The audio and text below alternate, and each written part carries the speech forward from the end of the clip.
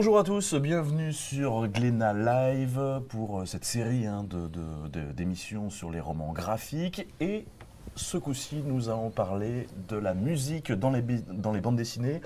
Autour de la table, Hervé Bourris, alors scénariste, dessinateur de bandes dessinées, illustrateur. Je vais faire une petite mini-bio, même si c'est toujours un peu intimidant pour vous. Vous avez publié plus d'une soixantaine d'ouvrages, dont une majorité, on peut le dire, sur la musique. Oui. Travaillé pour la plupart des grands éditeurs. Prix René Goscinny en 2002, prix Jacques Loeb en 2010, prix Landerneau en 2014. Vous avez participé à des concerts dessinés, notamment à Angoulême. Et donc, vous avez sorti le livre Mon Infractus. C'est dur à dire, hein. Mon Infractus, quand j'étais DJ. Important d'ailleurs, peut-être le second titre. Ouais. Mais ça, on en discutera un petit peu plus. Arnaud Le Gouet-Fleck, romancier, scénariste de bande dessinée et musicien aussi. On reste dans la thématique. A publié là une dizaine de romans aussi, une dizaine autres autour de la photo, une vingtaine de bandes dessinées. A écrit 3 pièces de théâtre aussi, scénarisé des concerts de dessin. Vous êtes co-créateur d'un label et d'un festival. Auteur aussi d'une vingtaine d'albums solo, prix du premier roman à Chambéry et Laval en 2005. Et donc vous avez publié ce livre-là, Vivre libre ou mourir, qui est donc sur le punk rock alternatif. Et puis Franck Marguin, qui est donc éditeur, qui dirige notamment la collection Millefeuille. Autour justement des romans graphiques, cofondateur du label Brocoli aussi. Oh, c'est bien renseigné. Fondé en 2005 et d'un groupe aussi, Minisa, ancien critique de musique, notamment aux Arocs, et puis grand passionné de musique, a même passé des disques. Voilà. Je crois qu'on il y a une thématique un peu commune autour on est tous un peu fans de musique autour de cette table. autour des DJ. Je suis Samuel, je travaille à Rolling Stone et je suis notamment auteur de la chaîne YouTube Une chanson l'addition qui explique l'histoire des grands morceaux, des grands standards de la musique. Juste avant qu'on commence cette émission, un petit rappel, il y a 2 jeux, enfin en tout cas un jeu concours. Sur le chat, vous pouvez indiquer en hashtag roman graphique tout attaché, vous gagnerez ce magnifique tote bag. Voilà, qui a été illustré par Jim Bishop, qui a notamment sorti mon ami Pierrot, et que vous verrez ici en live sur Glénat Live le 6 mai à 15h. Voilà, vous mettez le hashtag roman graphique tout attaché, vous gagnez ce tote bag, plus un exemplaire de Vivre libre ou mourir et Mon Infarctus, qui seront tous les deux dédicacés. Voilà, et on fera le tirage au sort à la fin de cette émission-là. Vous rappelez aussi qu'au magasin, il y a à peu près la même chose. Pour 2 romans graphiques Glénat achetés, vous avez un tote bag, ce tote bag exclusif donc offert. On va juste commencer par les albums. Tu veux que je prenne un autre ? Voilà, oui, si tu peux nous montrer. Donc Vivre libre et mourir, donc une anthologie, en tout cas la chronique du punk et du rock alternatif en France de 1981 à 1989, avec au dessin Nicolas Moog et une préface de Laurent des Berruriers Noirs. Et pour le deuxième, Mon Infarctus, quand j'étais DJ, avec une préface, alors il y a aussi une postface, mais une préface notamment de Robin Steiner. Franck, éditeur, justement, éditeur pour Millefeuille, la collection de romans graphiques. On peut peut-être commencer par là pour poser des bases. C'est quoi un roman graphique ? C'est un terme un peu galvaudé en fait, parce que pour moi, un roman graphique, c'est une bande dessinée avant tout. Et personnellement, je ne fais pas de différence entre les deux. D'accord. Le terme a été importé en France par, déclinaison de la terminologie américaine qui est graphic novel, qui différencie en fait la bande dessinée d'auteur du comics. En France, on utilise le terme roman graphique pour parler de livres à pagination plus épaisse et généralement sur des sujets qui sont des sujets un peu plus intimes ou personnels. Mais ça ne veut pas dire grand-chose. Je pense que ça a surtout permis aux gens qui n'osaient pas lire de la bande dessinée d'en lire, parce qu'il y a beaucoup Ah, de gens c'est une qui forme pensaient de que la bande déculpabilisation. dessinée, voilà, c'était Ouais. pas assez noble, etc. Ok. Et souvent on entend ah ben moi je lis pas de bande dessinée, mais je lis du roman graphique. Voilà. Ok. Pour nous, dans la profession, je pense que c'est pareil pour vous, monsieur, c'est exactement la même chose. C'est vrai, il y a une petite forme de snobisme dans le. Bon, pour moi, c'est de la bande dessinée. Comme ça. Et quand on nous parle de roman graphique, ça sent un peu le complexe aussi.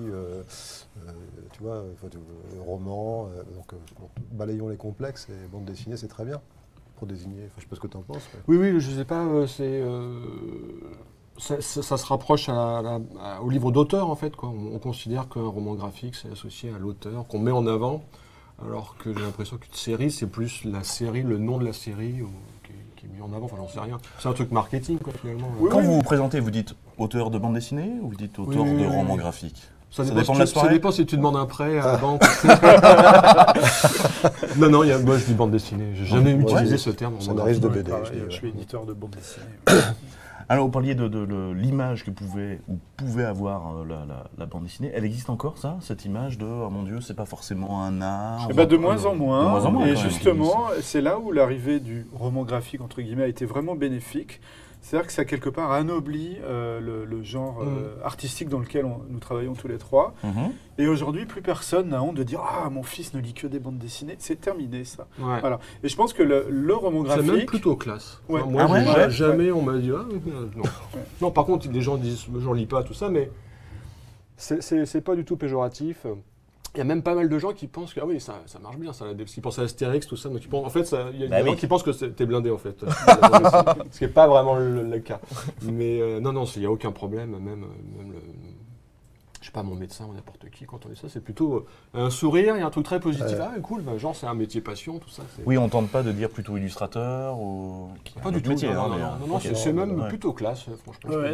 Mais c'est assez récent. Parce que quand on repense à l'autobiographie de Dupuy-Berberian, où ils sont dans le taxi dans la première page, et le gars lui dit mais vous faites quoi dans la vie? Et ils disent on est auteur de bande dessinée. Et il fait oui, mais votre vrai métier, c'est quoi? Non, c'est fini. C'est terminé. Ouais.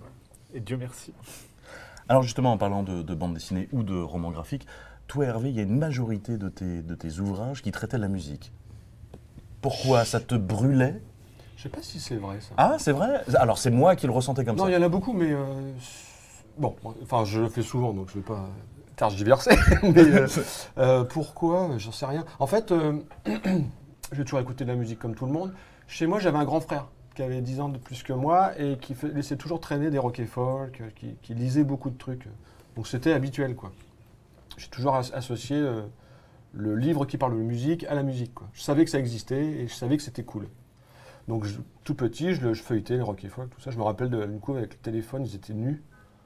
Ça m'en est pas. C'est la pochette de. T'as jamais dissocié la musique de son Ouais, imagerie? j'ai toujours associé. Ouais. C'est ça, ok. Et puis voilà, il y a même un truc, c'est que en 88, donc j'avais pour mes 14 ans, on m'a offert un bouquin sur les Beatles que j'avais jamais écouté ou comme tout le monde entendu la radio tout ça, mais j'y connaissais rien. Donc je suis venu aux Beatles, et j'ai adoré ce bouquin, j'ai adoré leur histoire, les photos, tout ça. Je suis venu aux Beatles par le texte, quoi. Je connaissais chaque histoire des chansons avant de les avoir entendues. Après, j'ai acheté les cassettes pour les écouter. Dans l'autre sens, quoi. Donc finalement, tu vois, c'est le bouquin c'est l'éditorial musical qui finalement... et c'est toujours été associé, quoi. Après, j'étais abonné à tous les magazines. Et puis, dans les années 80, il y avait des magazines comme Métal Hurlant, tout ça, où il y avait Serge Clair. Enfin, les deux étaient mixés. Enfin, c'est l'invention de Manœuvre, d'ailleurs, ça, de conseiller à Margerin de laisser tomber ses petits vieux et de se concentrer sur les mecs à banane et de mixer la bande dessinée et le rock, quoi. Après, on peut dans les avoir années cette 80, passion. c'était complètement mixé, en fait. Même à la télé, il y avait des émissions de rock et de bande dessinée, tout ça, c'était pareil. C'était l'ex-sous-culture qui devenait, avec les années Mitterrand, un truc plus culturel, quoi. Mais on peut avoir cette passion et pas forcément la mélanger à son art. Ouais. Elle peut être seulement Oui, idéologique. J'ai toujours voulu ça. Je me suis jamais posé la question, tu vois. Donc c'est toujours été naturel de faire ça. Et en fait, mon premier bouquin, il parlait de Boris Vian, donc la musique n'est pas très loin. Après, j'ai fait une série qui s'appelait Stéréo Club, c'était un disquaire. Mais j'étais pas content de cette forme de fiction pour parler de la musique. Je trouvais ça un peu vieillot, justement, ça faisait penser au truc des années 80, je trouvais que c'était un peu vieux. Et j'ai vraiment trouvé mon truc avec le petit livre rock, quoi, en me débarrassant de la fiction et en faisant un patchwork de tout ce qui m'intéresse, point final. Voilà. Il a fallu que je trouve cette forme, quoi. Et toi, Arnaud? plus timide sur le nombre d'ouvrages qui traitent de la musique. Et pourtant, ceux qui sortent sont des pavés oui, on se rattrape. Encyclopédiques incroyables. Ouais. On se rattrape. Non, le rapport à la musique, il est ancien.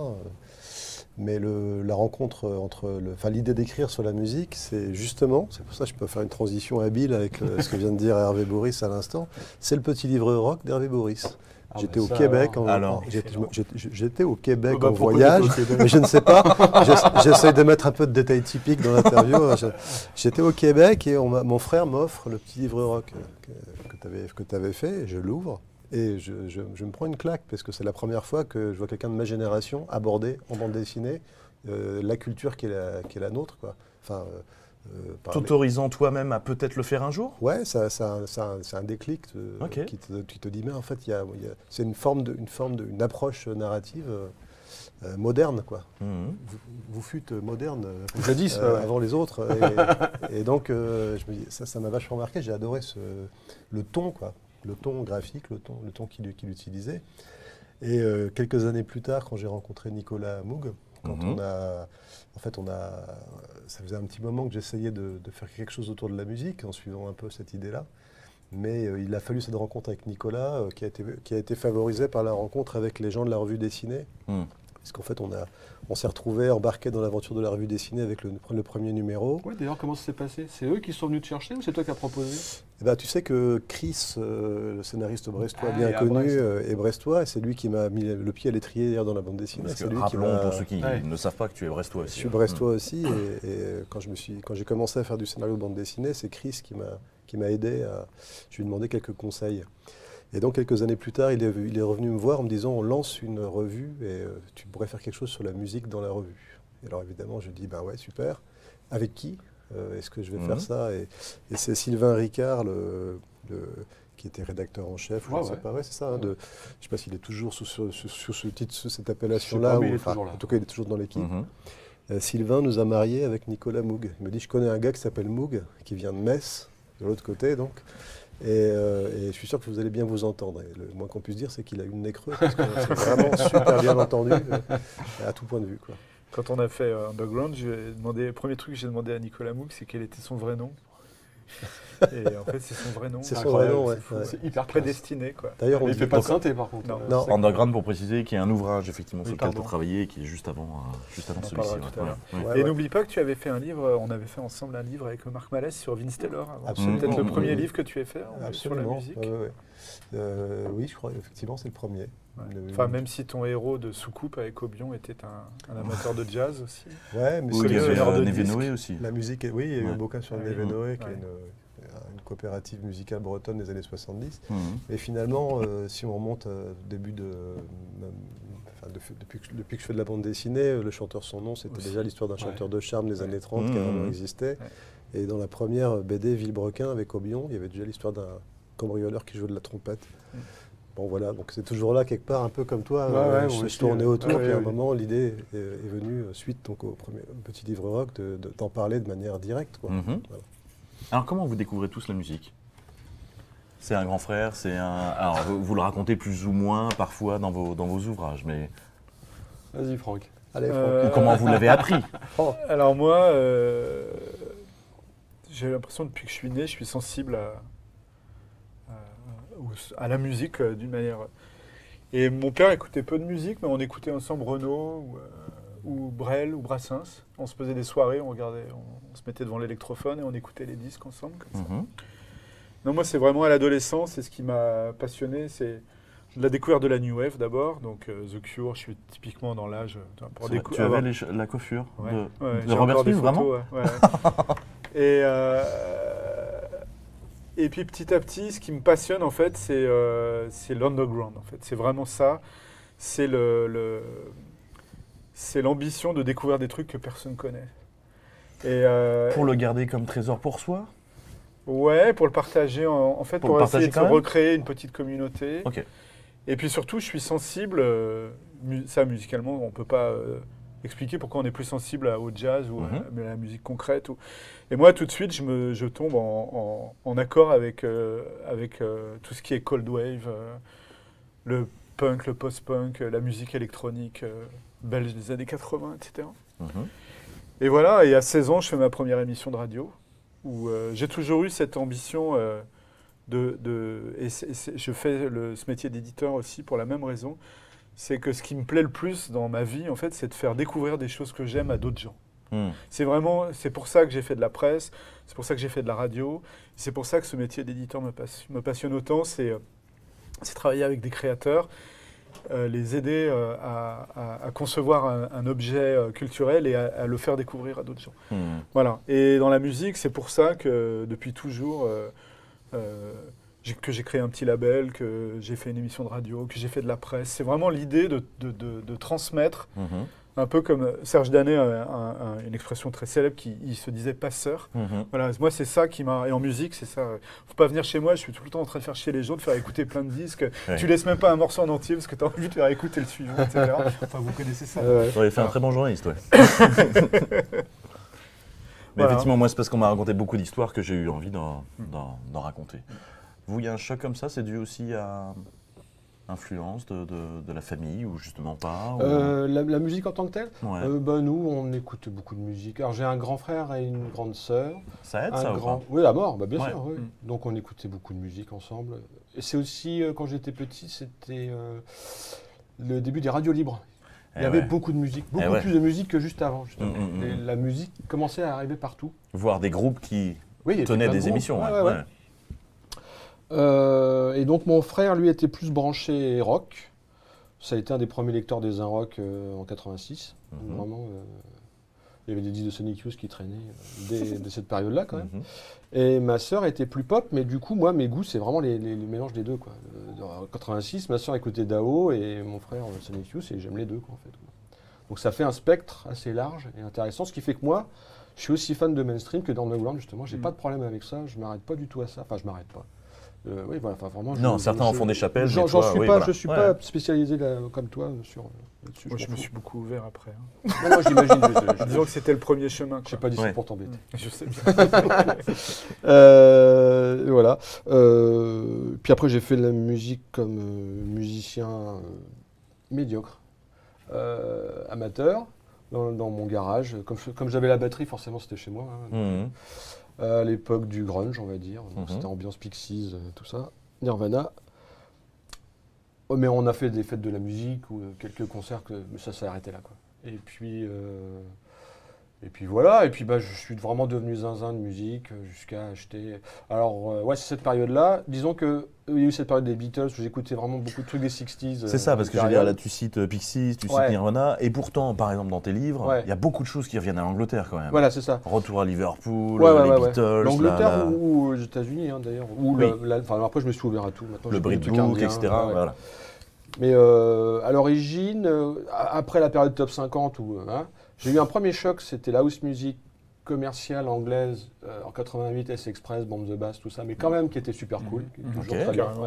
Donc un des premiers trucs que j'ai aimé, c'était cette house-là, donc de musique électronique. Avec un tout premier truc l'année d'avant, c'était Mars, Pump Up the Volume, qui a bien... Non, mais c'était au top 50, c'était le numéro 1, il n'y avait pas de snobisme. Mais c'était fait par les mecs de 4AD et toute la bande de... Derrière, c'était 4AD, qui est notamment le label des Pixies. Tu dis 4AD, toi? Ouais, on dit 4AD. Je dis 4AD, sinon le jeu de mots, il tombe à la place. Je sais.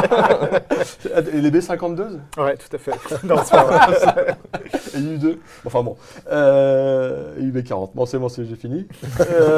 Qu'est-ce qu'on disait? La musique, ouais. J'ai une grosse phase. Après, j'ai une grosse phase 60s, les Kings, tout ça, Beatles.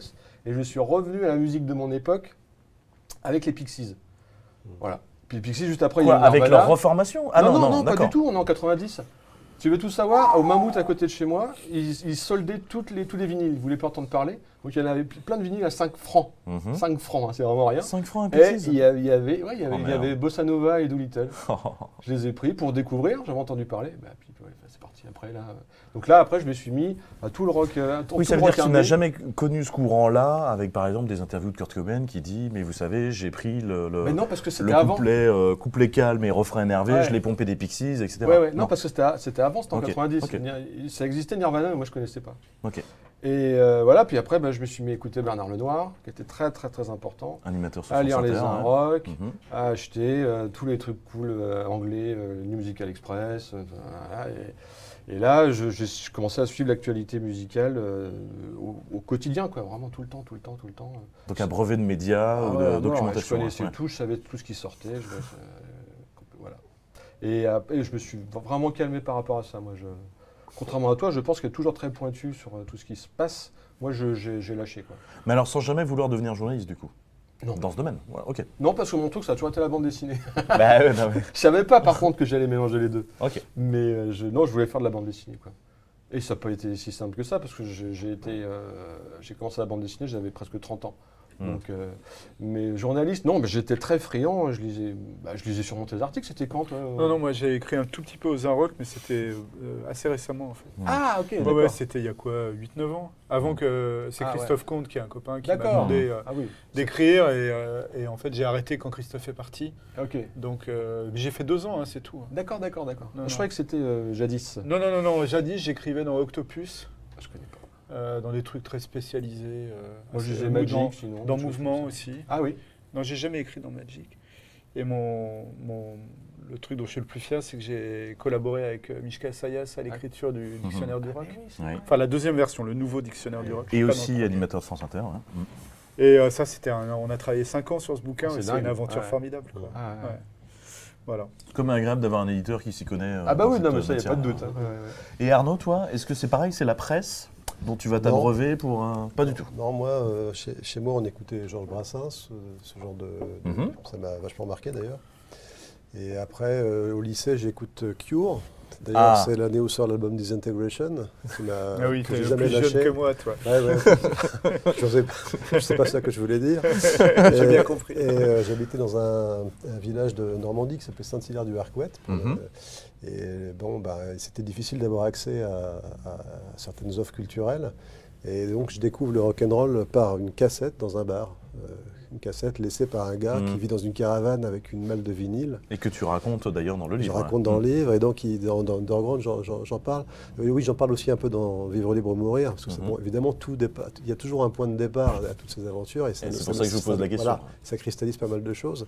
Et sur cette cassette que ce type avait faite avec ses propres vinyles, qu'il avait filé au patron du bar et qui passait régulièrement, il y avait le Velvet Underground, il y avait du rockabilly, du super rockabilly, il y avait Sanford Clark, des groupes comme ça, donc Lee Hazelwood, il y avait Steppenwolf, il y avait les Stooges, il y avait Metal Urbain déjà. Ce qui était une bonne sélection hein, quand même. Ouais, C'était ouais. mortel. Et attendez, il y avait les Seeds, il y avait les Electric Prunes, les Sorties for Elevator, tout ça sur la même cassette. Ouais, pas mal. Ouais. Donc tu prends ça dans le buffet, tu t'en remets pas facilement, et après tu cherches les disques. Et donc je vais à la boîte à musique qui était le disquaire de Saint-Hilaire, et je dis je voudrais un disque d'Iggy Pop. Il en avait un, c'était Brick by Brick, le dernier album d'Iggy, que j'achète. Mais c'est pas tout à fait ça que je cherche. Quoi. C'est ça. Parce que sur la cassette, pochette est cool. Voilà, la pochette est cool, mais sur la cassette, moi j'ai Raw Power. Donc c'est ça que je cherche. Ouais, en fait. C'était plus propre. Plus propre. Et après, j'arrive à Brest pour faire mes études, et il y a un disquaire. Je rentre chez le disquaire et je me dis, je vais acheter chaque disque d'où est tiré chaque morceau de cette cassette. Et je commence comme ça, en fait. Et puis après, la compile Nuggets, c'est la moitié. Là, je la trouve très vite, quoi. Très vite. Et après, qui dit compile Nuggets, dit les compiles Pebbles, et dit les je sais pas combien de volumes, etc. Donc ça commence à se ramifier dans tous les sens. Et après, après je passe des détails, mais on a monté un festival avec mon épouse en 2006 qui s'appelle le Festival Invisible. On monte un festival sur un coup de tête et on se demande très vite si on n'a pas une pathologie parce que on lance le truc et puis au bout de 6 mois on se retrouve avec des cartons d'affiches, tout ça dans notre salon et on se dit mais qu'est-ce qu'on est en train de faire? Est-ce qu'on n'est pas en train de passer le Rubicon dans le mauvais sens quoi. Et puis on programme un musicien qui s'appelle Eugene Chadbourne, qui est un guitariste expérimental américain. On le programme parce qu'il a joué avec un groupe qui s'appelle Camper von Beethoven, qui est un groupe que je connais, quoi, voilà. Et je sais que c'est un espèce de professeur tournesol, un peu dingo de la guitare, mais je ne connais pas si bien que ça ce qu'il fait, quoi. Et donc quand il arrive au festival, il arrive avec une valise, il ouvre sa valise à la fin de son concert et il étale 200 disques différents, faits dans des pochettes à la main par lui, 200 albums différents, quoi. Et c'est des échantillons de ce qu'il a amené, de ce qu'il fait. Et là, je prends une énorme baffe supplémentaire et après, je plonge dans l'underground. parce qu'il m'ouvre tout d'un coup la conscience, en fait, que... Et tout était autoproduit. Tout était ouais, quasiment tout, ouais. Et tout était... Moi, j'en ai acquis un certain nombre depuis, mais à part c'est un peu une sorte de passeur qui déclenche la conscience qu'il existe un monde extrêmement vaste à explorer, quoi.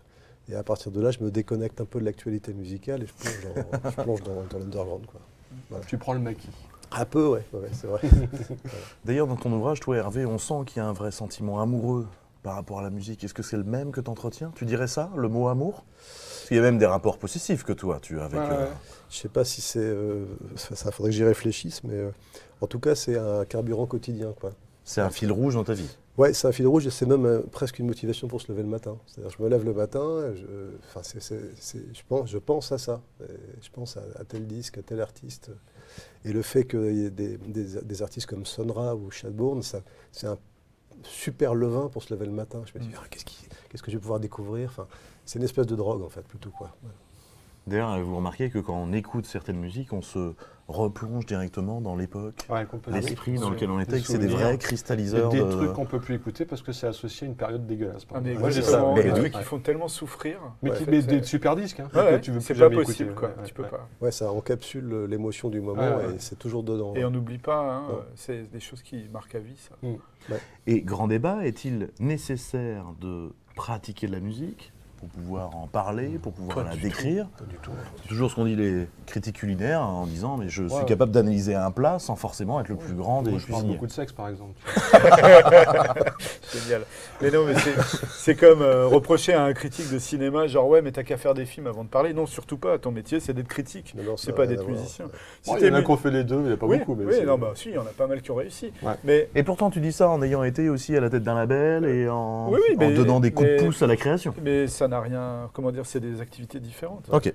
Voilà. C'est pas parce que tu es bon musicien que tu vas être critique, et c'est pas parce C'est que vrai. tu es bon critique que tu vas être bon musicien. Tout à fait. Ni producteur. Et, mais parfois, le hasard peut faire que tu aies plusieurs trucs en même temps. Voilà. Mais c'est pas obligé. C'est comme en auteur de BD, tu peux être bon dessinateur et bon scénariste. Mais si t'es que scénariste, c'est pas un manque. En fait. Genre, voilà. Et tu connaîtras, et tu seras tout à fait capable de aussi bien de. La petite peur. Tu peux parler, de mise en scène en BD. En BD, tu peux parler de mise en scène et savoir exactement ce que tu veux sans être dessinateur. Ouais. Et donc cet ouvrage, Hervé, d'abord c'est une idée extérieure. C'est pas ton idée de faire cet ouvrage. Oui, non. Ce livre. Oui. Est-ce qu'il y avait quand même une volonté de catharsis? Est-ce que tu te laisses faire à cette idée-là? Est-ce qu'il y a besoin d'expurger des choses? Bon, alors, il faut qu'on explique ce que c'est quand même. Bah oui. Donc, il y a 2 ans, j'ai fait un infarctus. Du myocarde, pour être précis. Et voilà. Et donc, quand c'est arrivé, tout le monde me disait « Ah, bah, t'as le prochain sujet de ton bouquin. Tout le monde. Et ça me saoulait pour plusieurs raisons. D'abord parce que j'avais pas envie qu'on me parle de boulot. Je voulais vraiment me reposer. Et comme une des raisons pour laquelle c'est arrivé, c'est trop de travail, je voulais pas entendre parler de ça. Et c'est sans doute une réflexion bienveillante. Absolument bienveillante. Comme quelqu'un qui ne trouve pas de travail, on va lui demander alors quand est-ce que tu trouves, alors ouais, qu'en fait ça lui met c'était une très pression gentil. plus... Mais moi ça me plaisait pas. Ok. Et puis je suis pas lecteur de bouquins de bobologie, de problèmes de santé. Bobologie c'est pas gentil parce que des fois c'est souvent même sur des vrais problèmes. Mais il y a de j'aime très pas jolis ça. jeux de mots d'ailleurs sur lesquels tu rigoles, voilà, de mots que pourraient avoir les gens. Ouais. Bien c'est parce que c'est devenu une niche commerciale et c'est un peu bizarre moi je trouve. Enfin, tu vois, bon, bref, j'avais pas envie du tout. Et puis donc j'ai dû lire un article, je sais pas quoi, sur Laurent Garnier, il me semble. Bon bref, je suis retombé sur le terme BPM, battements par minute. Oui. Et là je me suis souvenu d'un vieux projet que j'avais, enfin vieux projet pas tant que ça, mais je prenais des notes à un moment pour pas oublier de mes souvenirs de DJ amateur, parce que ça fait une dizaine d'années que je passe des disques dans différents endroits où je rencontre des gens, où il m'arrive des trucs, je prenais des notes. Et je me suis dit, waouh, attends, là, c'est un peu cosmique, parce que battement par minute, c'est le tempo du cœur et tout, c'est incroyable. Quoi. Donc, je me dis, je vais pouvoir mélanger les deux trucs et ne pas parler que de mes problèmes de santé et d'ouvrir le truc à quelque chose de plus joyeux, de plus vital aussi. Et en le faisant, tu parlais de catharsis, c'est complètement, parce que j'ai fait ça hyper vite, Franck. J'ai dit, ouais, j'ai fini. Pardon, t'as fini quoi, le découpage? Non, j'ai fini le bouquin. J'ai dû le faire en 2-3 mois, c'est incroyable. C'est d'un trait. Bah, genre, Ok. non, j'avais un scénario avant, mais quand même, la réalisation, c'était genre 4 pages par jour. Il fallait que ça sorte. À tel point qu'il y a des jours, je me réveillais le matin, je me rappelais plus ce que j'avais fait la veille. Tellement je faisais tout sans réfléchir, que ça sortait. En mélangeant toutes les techniques. Est-ce que c'est pour ça que c'est un récit en flashback qui s'auto-coupe, ouvre des parenthèses, se referme, etc. Parce que c'est dans un même jet? Bah, oui et non, ça c'est plutôt l'étape du scénario que j'ai. Mais après, c'est vrai que j'ai redécoupé ça en le faisant. Ok. Ouais, non, mais il y a quand même une part d'impro, même graphique complètement. Quoi. Franck, t'as vu quoi en fait au début? Une page? La première page? Ouais, non une page. Ouais. On a signé le contrat sur une page. Sur une page, la première. Oui, mais enfin, il y avait tout le scénario. Oui, il y avait tout le déjà. scénario. On savait où on allait. Ouais, ouais.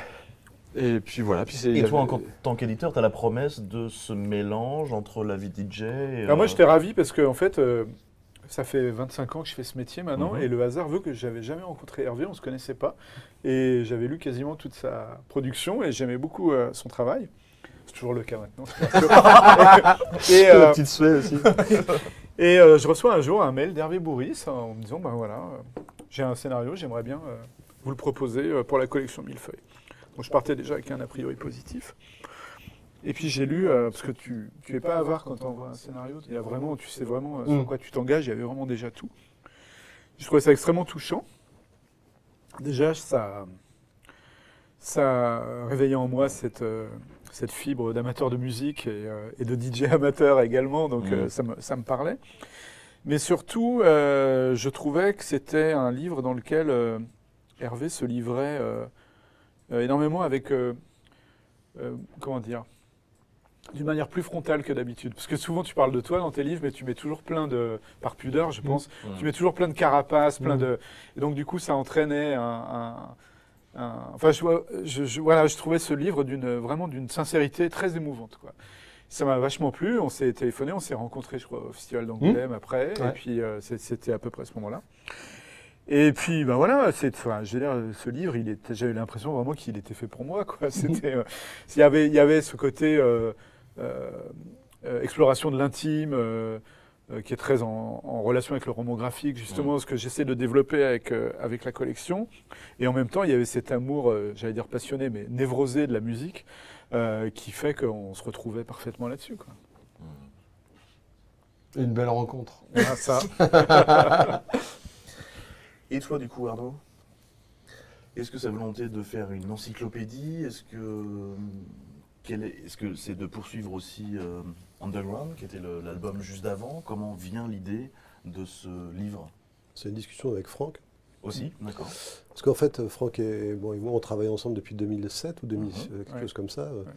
Et on a très vite compris, le premier jour, qu'on était amateurs de musique tous les deux et qu'on avait plein de choses à se dire à ce niveau-là, donc on en discute souvent.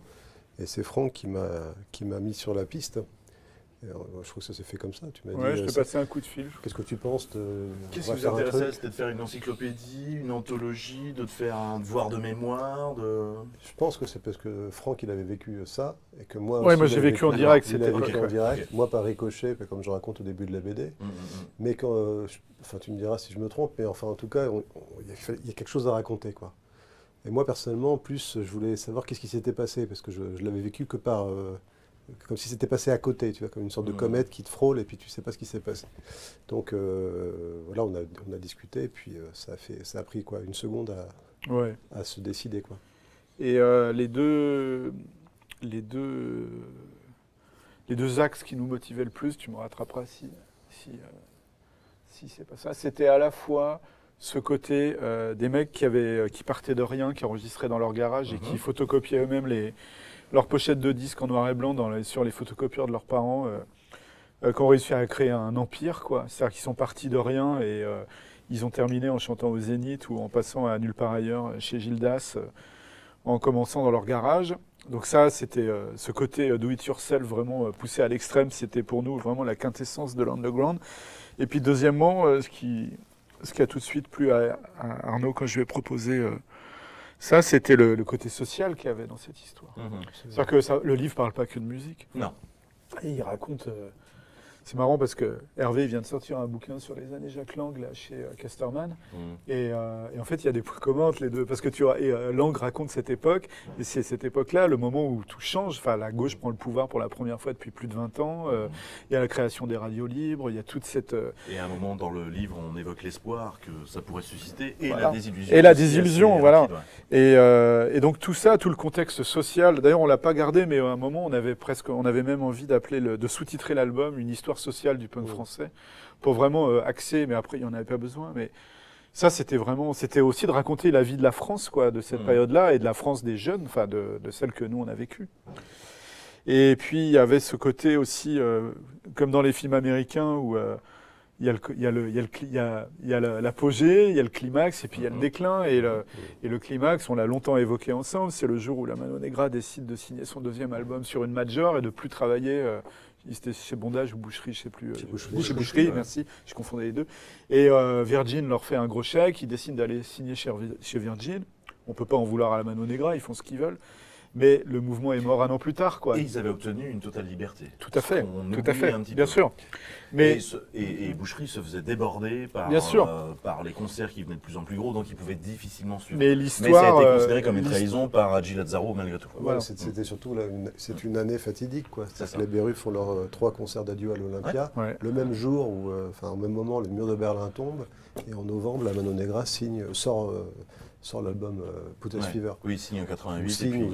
En tout cas, c'est l'année de la bascule où on change d'époque, quoi. Et le mec de Négresse Verte, il meurt peu de temps après aussi. Peu de temps après, j'ai plus la date. Et tout se casse la gueule. Il est mort en 93. Ah, c'est plus tard alors. Il est mort par ricochet un peu après. Ouais. Mais moi, ce qui m'intéresse beaucoup là-dedans, ça m'intéresse toujours quand quelque chose d'artistiquement fort vient d'en bas.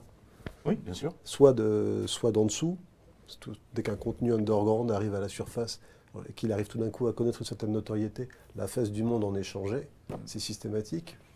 Et aussi quand ça vient d'en bas socialement, c'est-à-dire quand des gens qui n'étaient pas autorisés spécialement à prendre un instrument pour s'exprimer le font, il y a cette dimension démocratique dans le punk rock et dans le rock alternatif qui est extrêmement... c'est fascinant. Il y a une sorte d'ascenseur social, je ne sais pas comment on peut expliquer ça, d'ascenseur musical qui est absolument remarquable et qui a énormément d'implications sur tous les niveaux, quoi. Et pourtant, peu de ces groupes viennent du sud de la France. OTH vient de Montpellier, les Shérifs aussi. D'accord, mais il n'y en a pas tant que ça. Non. Moi, je dis ça, moi qui suis fasciné, justement, je trouve que les environnements ont une terrible influence parfois sur les musiques. C'est vrai aussi. Il est quand même assez étrange que Portishead et Massive Attack viennent de Bristol. Et on ne peut pas s'imaginer une ville extrêmement gay avec des palmiers. Et peut-être on peut y voir parfois, dans le hip-hop d'un NTM qui est en banlieue parisienne, une autre forme se jouant chez IAM, qui sont plutôt grands frères de quartier, etc. Est-ce qu'il y avait...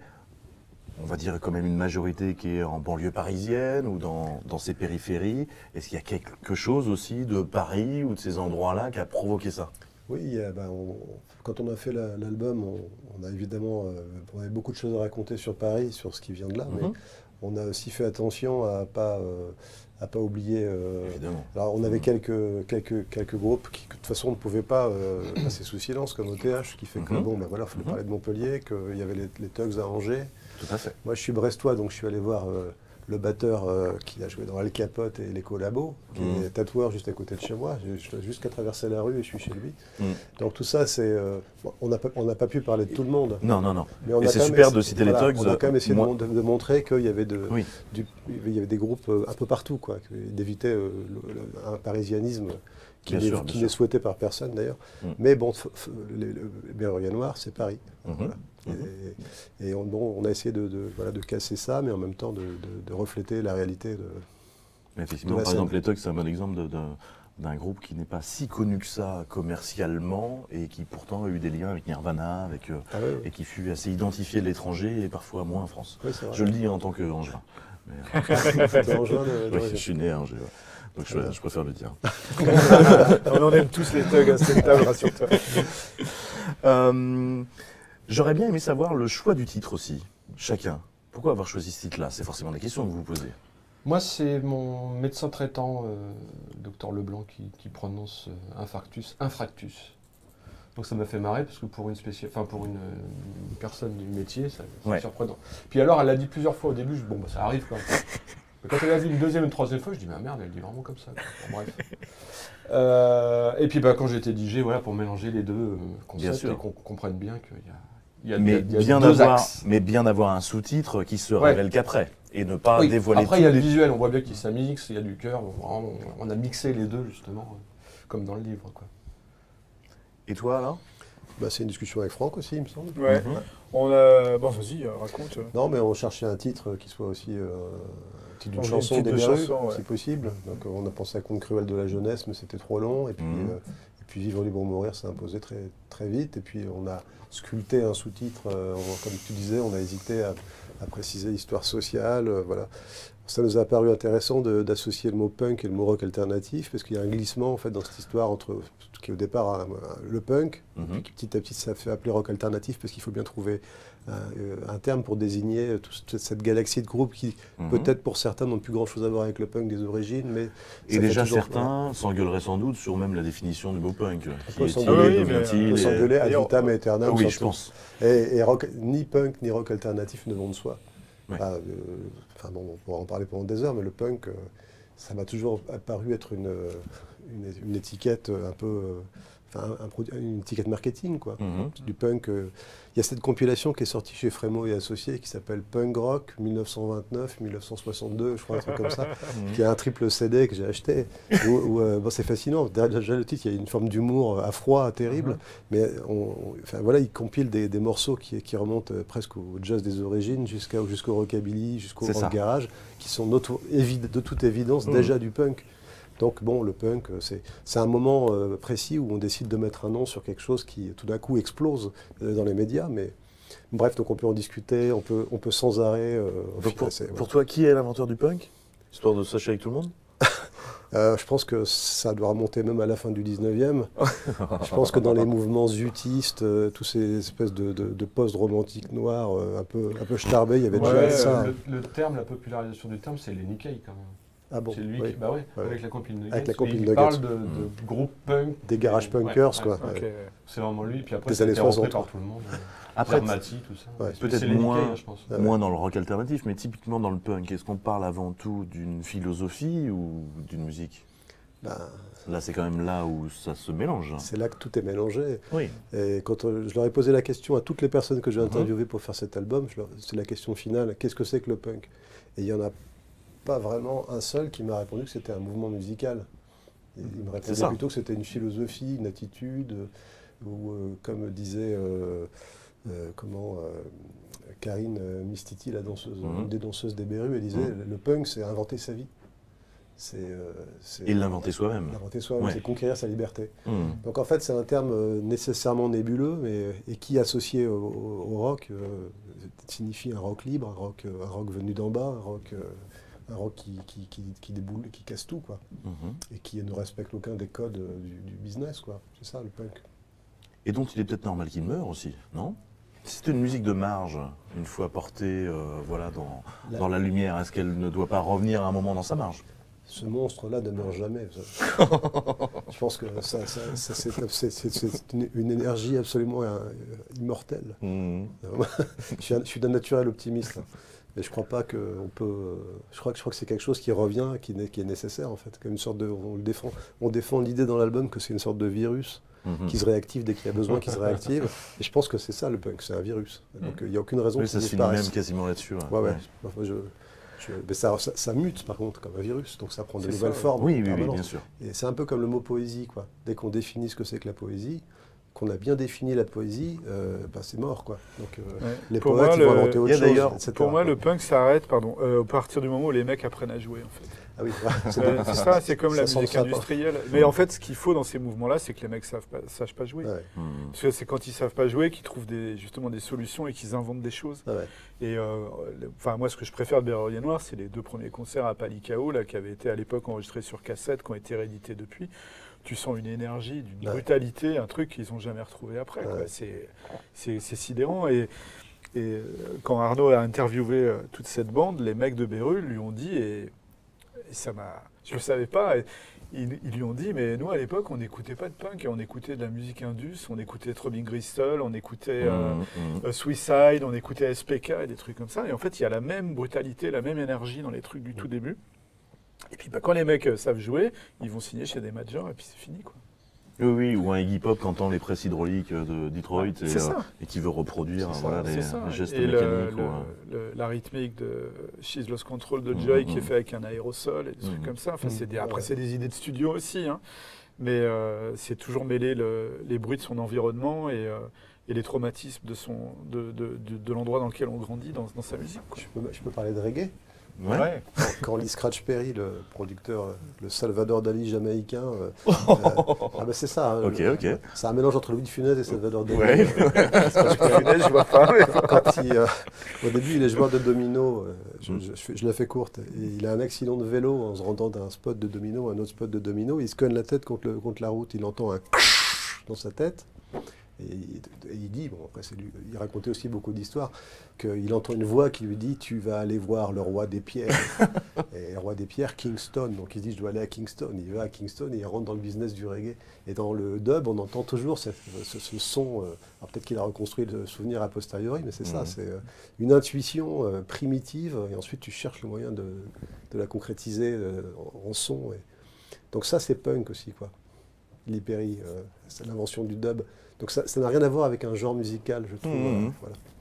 Avec ce danger que tu fais citer Rémi Pépin, pardon, ouais, qui dit que le danger, ça peut être aussi de figer l'histoire en la racontant. Ouais, c'est toujours la difficulté de ça. Faut faire attention. Comment avoir tous les points de vue, tous les... rien n'est à prendre au pied de la lettre. Ouais. Et le fait de multiplier les points de vue, comme on a essayé de le faire, c'est aussi pour donner la parole à tout le monde et éviter d'avoir une espèce de vision dogmatique. Qui est contraire en fait à l'esprit du punk en fait. C'est ça aussi. Ouais. Quel choix vous avez fait? On a parlé un peu du fond, parlons de la forme. Quel choix par exemple toi Hervé t'as fait sur la forme? Le choix des couleurs par exemple. Il était nécessaire, comme tu parles de ton cœur, d'utiliser toute une palette de rouge? C'est instinctif. Ouais. Ah ouais, c'est vrai. Cette première page là, je l'ai faite sans réfléchir. Il fallait une couleur chaude, il fallait qu'on voit un cœur, donc il faut du rouge. Il fallait les couleurs froides, j'ai pris du bleu. Aucune réflexion. Alors que moi, je suis un gros galérien de la couleur et que je recommence 14 000 fois tout. Là, c'est je n'ai rien. Il n'y a aucune réflexion sur le graphisme de ce bouquin. Tout est sorti tout seul. D'accord, à l'intérieur, il n'y a pas de croquis, ouais, c'est ça. Directement, hop, paf. Parfois, j'utilise des photos, je ne sais même pas pourquoi, mais je savais qu'il fallait que j'utilise des photos. C'était un truc, ça t'a surpris. Ouais. Mais je savais, je n'ai pas su l'expliquer. Donc il y a vraiment beaucoup de choses d'inconscient. Complètement inconscient. Okay. Une sorte d'écriture automatique. Ouais, exactement. Ouais.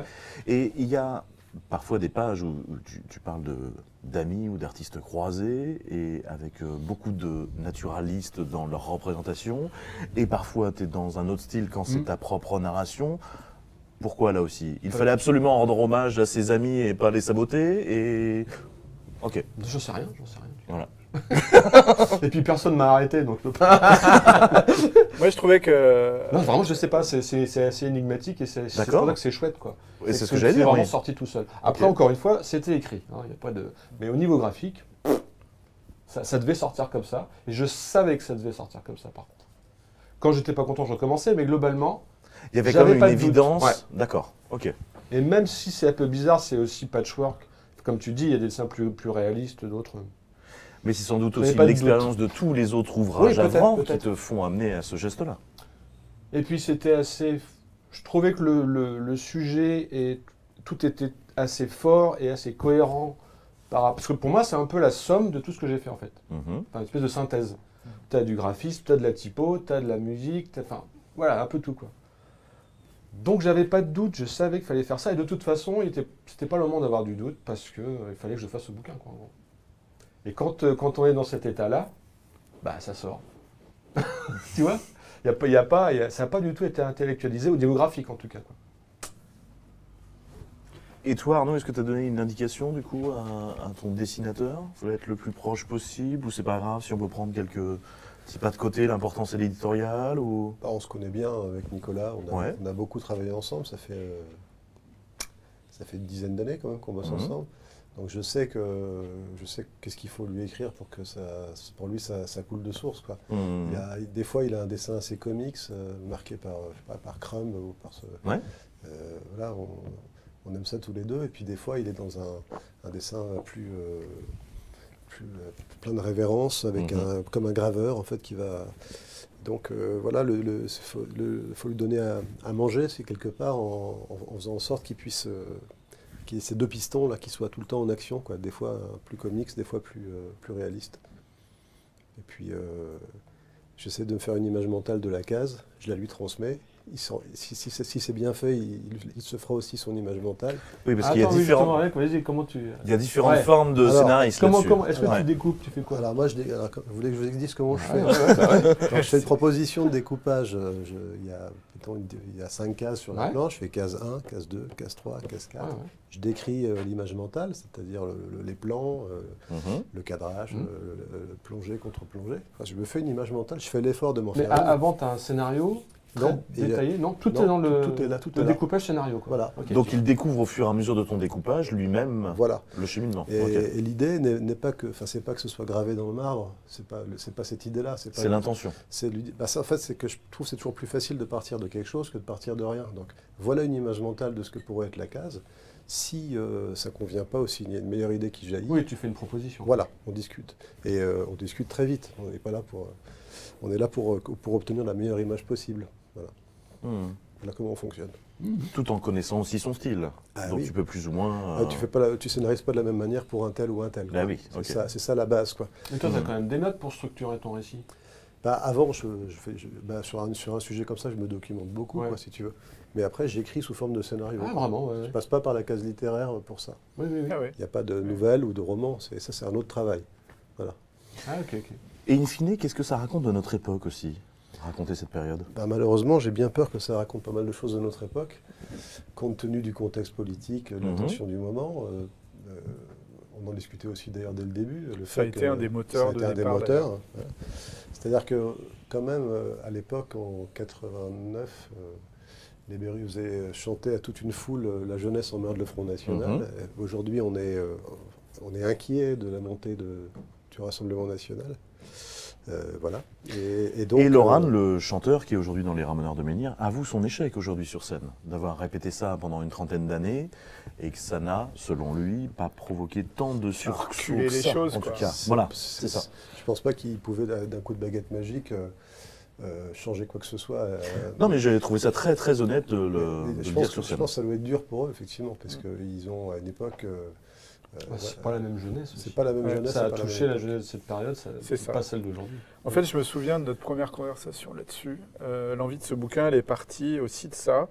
C'est-à-dire que je me souvenais, moi, gamin, on était hyper politisé, en ce qui me concerne vraiment à gauche, très très à gauche. Et aujourd'hui, les gamins, ils sont plus politisés, ou quand ils le sont à l'extrême droite. Il y a beaucoup de jeunes qui sont politisés à l'extrême droite. Et je me suis dit, on parlait de ça avec Arnaud au téléphone, je dis mais pourquoi en fait, moi, à 15 ans, j'étais engagé à gauche, j'allais manifester, il me semblait avoir une conscience politique, évidemment, qui était du niveau de celle d'un adolescent. Et en fait, c'est la musique qui m'a politisé. C'est la découverte de ces groupes-là. Parce que ces groupes-là chantaient... Moi, j'ai vu Berru en concert en 85 ou 86, et je l'ai vu un quart d'heure, le point levé, la jeunesse en mer, le Front National. Ça te marque un gamin, quoi. Et je peux dire que... Et Le Pen qui se faisait insulter, et machin. Il y avait cet engagement qui n'était pas là pour aller insulter les gens ou faire les clowns, même si Berru s'est longtemps déguisé en clown. C'était pour essayer de préserver justement cette chance de vivre dans une démocratie, du respect de l'autre et du respect de la différence, etc.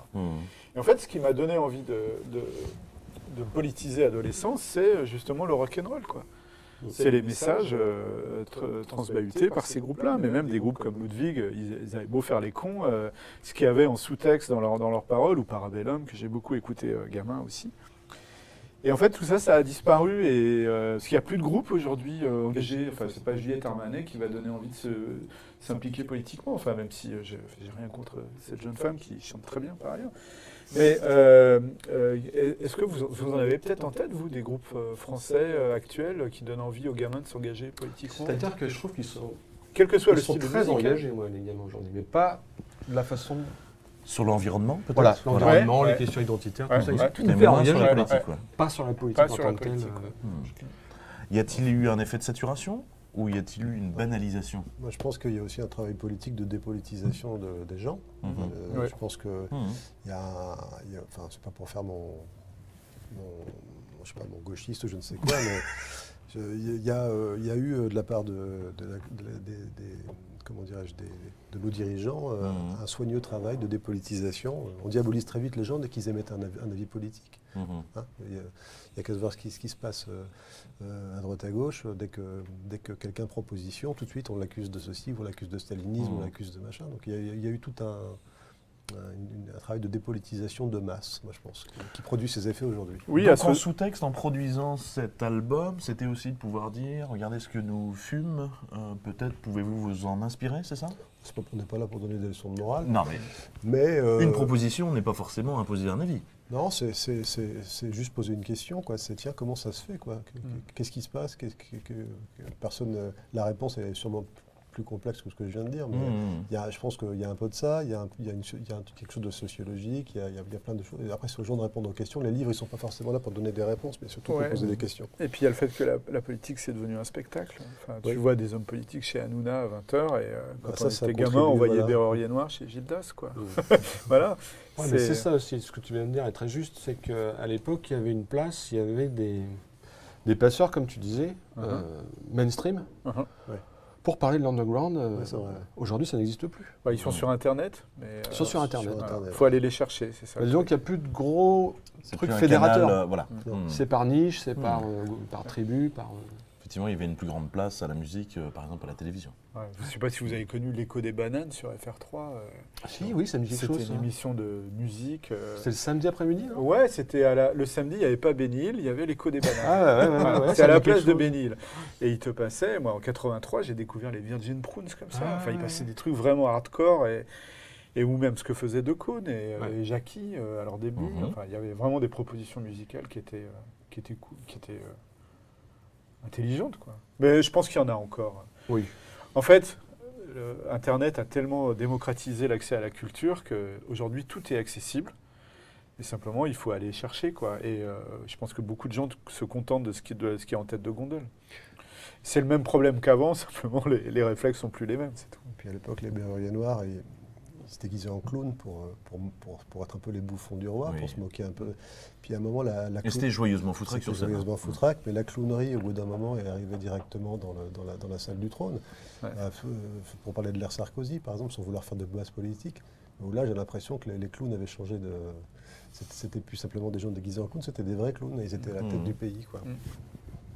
Il y a quelque chose aussi que tu racontes d'une époque, toi, Hervé. Alors, moins dans cet aspect politique, mais tu racontes tu évoques un ancien Nantes, tu parles d'un Bordeaux, notamment. Parle-nous de ce bar qui a l'air complètement incroyable. Le Wunderbar. Ah oui. Bah oui, c'était un bar ouvert par Pierre Devel dans les années, je sais même plus, 2000... bon bref, il y a 10-15 ans. Moi, je suis arrivé à Bordeaux en 2005 et ça a dû ouvrir juste après. Bah, c'était un bar, effectivement, comme on pouvait le connaître. Je cite Nantes, mais à Paris, c'était évidemment la même chose à cette période-là. Moi, j'ai connu Nantes, où il y avait vraiment une effervescence au niveau artistique et tout, et politique, parce que c'était aussi c'était l'alternatif aussi. Et ça n'existe plus trop, d'ailleurs, à Nantes aujourd'hui, je trouve. Et ce qu'on pouvait retrouver de cet esprit-là... je pense qu'au Vauban, c'est un peu ce style-là, finalement, aussi, au sous-sol. Vauban, qui a un Brest. Un hôtel à Brest. Non, mais alors, le Wunderbar, c'était un endroit que des gens détestaient, parce que c'était... Je sais pas, il y avait une déco rigolote avec des... Comment ça s'appelle? Des têtes de sanglier, trucs comme ça. Avec un néon du Vauban. Avec un néon assez moche, la lumière était... Bon, la déco était vraiment pas super, quoi. La musique était géniale, mais surtout, c'était un rendez-vous pour tous les artistes de Bordeaux, quoi. Enfin, les artistes, on va dire, qui tournent autour, effectivement, de l'indé aussi, quoi. Donc la bande dessinée, la musique, il y avait toujours les mecs de JC Satan, des choses comme ça, quoi. Et à chaque fois qu'un copain musicien ou artiste, auteur de bande dessinée venait à Bordeaux, tout de suite, on l'emmenait au Wunderbar, où il allait passer une des soirées les plus dingues de sa vie, quoi. Tout le monde devenait fou. C'était complètement hystérique, mais c'était rigolo. Puis et voilà, on avait vraiment l'impression de, je veux dire, assez vite dans la soirée, même en 2015-2016, tout le monde se mettait à fumer, tout, c'est n'importe quoi. Il n'y avait plus de règles. Et ça a été tué par le Covid, en fait, quoi. Il n'y avait pas de distanciation possible au Wunderbar, ça n'existait pas. On était les uns sur les autres. Donc ouais, c'était un super moment, et c'est là que j'ai commencé à passer des disques, moi. Sur un truc, un deck qui était grand comme ça, avec 2 platines. On était les uns sur les autres, avec le plafond qui est arrivé là. Je me fracassais la gueule toute la soirée. Et ça dansait, et il faisait une telle chaleur que il y avait de la condensation, donc ça glissait, les gens se pétaient la gueule, ou alors glisser en dansant. Voilà, c'était sauvage. Et c'était cool, et il n'y avait pas d'horaire non plus. Donc voilà, bon, on s'est bien amusé. Maintenant, il a ouvert un autre bar qui s'appelle l'Avant-Scène, qui est très chouette aussi, qui est un peu plus loin, j'y vais moins, puis j'ai plus la santé pour faire ces conneries. Mais le Wunderbar, c'était mythique. Mais au-delà, j'imagine que c'est pas forcément c'était mieux avant, mais est-ce que en sous-texte, c'est toujours mieux avant quand on était jeune et en bonne santé. Est-ce que c'est pas plutôt, tiens, voici un exemple, est-ce que c'est pas le fil rouge aussi entre vos 2 livres, recréons-nous des espaces de liberté? Oui, évidemment, ouais. Mais moi, j'ai jamais été décisionnaire de ça. Toi, oui. tu crées des festivals, tu es plus là-dedans, quoi. Mais moi, je peux juste le souhaiter et y aller si ça existe. Mais enfin, à Bordeaux, dans les bars, plus trop. En fait, encore une fois, moi, les bars, c'est moins mon problème maintenant. Mais tu vois, il y a Sarah Villermoz qui a monté un festival de bande dessinée qui s'appelle Gribouillis, où c'est la démerde aussi, et c'est hyper bien. Et tu vois, c'est pas forcément uniquement dans la musique ou dans les bars que ça se passe. Enfin, il y a plein d'autres choses possibles, les festivals, les choses comme ça. Voilà. Donc, en fait, ce genre de choses existe toujours partout. Bien sûr. Ouais. Il y aura toujours des espaces de liberté. C'était pas mieux avant. Mais en tout cas, avant, voilà, nous, on a vécu quelque chose, on essaie de rendre compte un peu de tout ça, quoi. Mais le but du jeu, c'est pas du tout d'ériger une nostalgie. La nostalgie est une passion maudite qui n'amène à rien. Le but du jeu, c'est juste c'est ce qui compte, c'est ce qui va venir après. D'ailleurs, de faire le point aussi. Et de faire le point, parfois, c'est bien de savoir ce qui s'est passé pour savoir ce que tu vas faire après. Parce qu'il y a aussi, justement, on parle de la nostalgie ou des souvenirs. Les souvenirs, c'est quelque chose. Enfin, tu vois, on l'enjolive. Mais oui. Donc, refaisons le point, travaillons le truc pour savoir de quoi on parle. C'est pour ça que moi aussi, je fais des bouquins qui parlent de l'histoire, des fois d'autres périodes que j'ai même pas connues, quoi. C'est d'abord pour faire le point, et puis, comme tu disais tout à l'heure, c'est quand on fait des bouquins qui parlent d'avant, du passé, de l'histoire, c'est pour parler d'aujourd'hui. Hein. Si tu fais de l'histoire pour parler d'avant, t'as rien compris, quoi. Et j'irai plus loin. Exactement. Ce qu'il y a en commun dans vos 2 livres, c'est une galerie de portraits qui, au final, parle de vous. Décrire ses amis, décrire ses passions, c'est vous. Toujours un peu. Oui.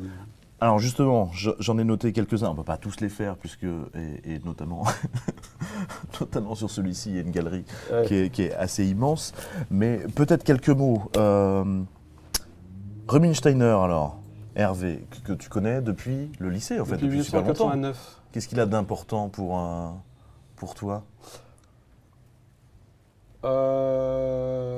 Plein de trucs. Alors, faut savoir. C'est l'homme du lycée qui est cool. Ah ouais. C'est celui qu'on veut être. Ah ouais, carrément. Pourtant, assez souvent, les stars du lycée finissent pas toujours très bien. Ouais, c'est vrai, ils finissent. Bon, bref, j'allais dire un truc. Non, il était super cool. Il avait un groupe de rock et genre, il y avait un concert. On pouvait faire des concerts au lycée. Et il a repris Space Night and Spirit 3 jours après la sortie du disque, quoi. Donc c'est un des premiers groupes à avoir repris Nirvana. Et on avait 15 ans, quoi, 16 ans. Quoi. Mais on était tous, oh, la vache. Voilà, ça donne tu vois, ce genre de coolitude-là. C'était toujours le plus cool. Puis c'était un skater avec les cheveux carrés, et donc il était toujours il était cool, quoi. Physiquement, moi je le regardais, je me disais, putain, quand même, il est cool. Et voilà, et donc on n'était pas amis, hein, on se toisait. Ah, d'accord. Mais pas du tout. En plus, moi on avait deux bars de prédilection complètement différents. Lui, il était au café Le Café, qui était plus justement post-rock, plus expérimental justement. Et moi, j'étais dans un bar rock indé de base, Bernard Lenoir, Britpop, quoi, en fait. Donc chacun allait voir l'autre. Mais lui, il était serveur en plus, encore plus cool. Et puis des fois, il mixait. Vraiment, il était déjà parti. Énervant, quoi. Ouais, bah, enfin, bon, il essaie de son métier, c'est un peu normal, il faut bien commencer. Donc voilà, on se faisait machin. Mais on s'est rencontrés, vraiment, on s'est parlé pour bien après, quand lui s'est lancé, que moi j'ai fait de la bande dessinée, et qu'on s'est dit, ah putain, et on est t'étais pas au lycée Descartes, toi? Deux mecs de Tours. Et puis depuis, bah, on se voit très très souvent, on travaille ensemble, on fait des mix dessinés tous les deux. Et puis on est super copains, et puis on va faire un truc bientôt encore. Voilà, et puis. C'est un mec qui est resté toujours droit, quoi, en fait. Ses rêves de gamin et j'arrive pas à trouver les mots. Ses rêves de gamin et son éthique qui s'était fixée à l'adolescence, il est toujours dans le trip, quoi. Et ça marche et ça. Il n'y a rien de putassier dans ce qu'il fait. Il fait exactement ce qu'il aime. Il le fait bien et ça continue et ça roule. Et c'est toujours un repère pour moi. Chaque fois que je dévie un peu, moi, vers trop de confort ou de mainstream, je dis c'est un peu ma boussole. Et si tu permets, il a un gros point commun avec toi et aussi avec Arnaud, c'est cette soif de connaissance. Ouais. C'est-à-dire que c'est un super musicien, Ruby Channer, j'aime beaucoup ce qu'il fait, mais surtout, quand tu le vois parler de musique, il connaît tout. Ah ouais. C'est-à-dire qu'il a un panel ultra large. Il écrit aussi sur la musique. Ouais, il écrit sur et il va de l'exotica la plus obscure, les Martin Denis, Xavier Cugat, les trucs comme ça, jusqu'à la musique expérimentale la plus pointue. Il a un spectre. C'est un vrai fou fanat de musique, quoi. C'est génial. Fan de Sonora. Aussi. À mort. Ouais. À mort. À ton tour, Arnaud. Marsu, alors qui est-ce? Il prend une place assez conséquente dans le livre. Et tu as mené beaucoup d'entretiens pour faire ce livre, et il prend une place à raison. Oui, parce que c'est le manager de Berrurier Noir. Avant, c'était le manager de Lucrète Milk, qui est un autre groupe super important. Le groupe Elno des Négresses Vertes. Oui, Elno était fan numéro 1 du groupe. Il n'était pas dans le groupe? Non. Ah bon, je croyais. Mais il était tout le temps avec eux, quoi. Ok. Mais il est dans les clips, non? Oui. Oui. Tu vois, il est tout le temps là, il conduit le camion. C'est un peu comme Baz dans les Happy Mondays. Oui. Ah oui, d'accord, ok. Exactement. Ah mais Buzz, il fait vraiment partie du groupe, par contre. En fait, non, il Les débats. non, il gravite autour du groupe. Ouais. Après, dans Berrurier Noir, il va devenir danseur. Ah oui. Et après, avec les Négresses Vertes, il va devenir chanteur. D'accord. Donc, enfin, lui tout seul, c'est une trajectoire Bah ouais, complètement improbable et étrange. Et donc, manager de Lucrète Milk, de Berrurier Noir et de MKB, Fraction Provisoire. Ah, génial. Super. Et ça, je l'ai appris l'autre jour. Je ne savais pas. Ouais. Je l'ai revu l'autre jour et il m'a dit ça. MKB, qui est un groupe un peu plus obscur, mais qui est vachement bien aussi. Dont le leader est également cinéaste, c'est FJ Osang. FJ C'est Osang. un excellent cinéaste aussi. Le trésor des îles Chiennes, Notamment. voilà, entre autres. Et donc, bref, j'ai essayé de le contacter. Je l'ai rencontré très vite, par hasard, à la sortie du Mont en l'air, une librairie parisienne. Quand j'ai rencontré les premières personnes qui m'ont donné des informations sur le punk, il était là, ce jour-là, par hasard. Donc je l'ai rencontré et après j'ai essayé de rentrer en contact avec lui pour faire une interview et j'ai pas réussi à... Il répond pas à ses mails. Il m'a posé un lapin une fois. C'est pas du tout méchant de sa part, mais c'est juste qu'il a autre chose à faire. Et donc, j'arrive à Paris un jour j'avais pris rendez-vous avec lui, il m'a posé un lapin. Mais bon, j'avais autre chose à faire, donc c'était pas grave. Et puis j'ai fini par le rencontrer. Là, ça a été une rencontre hyper forte parce que du coup, ça se mérite. J'avais du mal à le rencontrer. Et on a passé une après-midi ensemble et il m'a raconté énormément de choses. Et avec une sincérité. Et tout de suite, on accentue ça sur la notion d'éthique.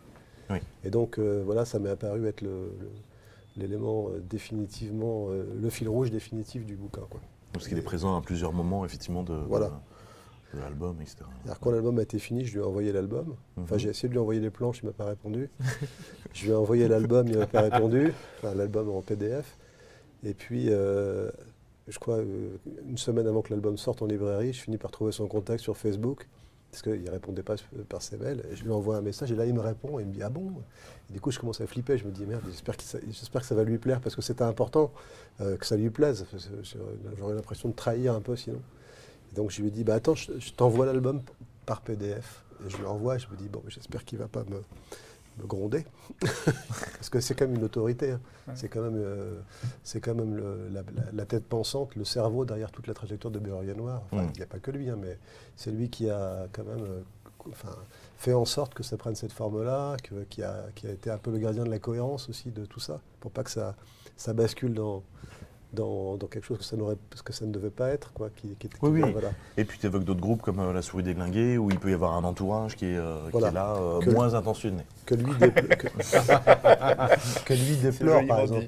Il dit qu'il est un grand fan déçu de La Souris déglinguée et qu'il déplorait les followers, le following, je ne sais pas comment on dit, de La Souris, parce qu'il y avait des skins et des gens politiquement pas clairs, etc. Et lui était vraiment axé sur l'éthique, et c'est lui qui vraiment était dans une réflexion sur comment est-ce qu'on peut éviter d'avoir un public violent à nos concerts qui casse la tête des gens qui ne sont pas là pour ça.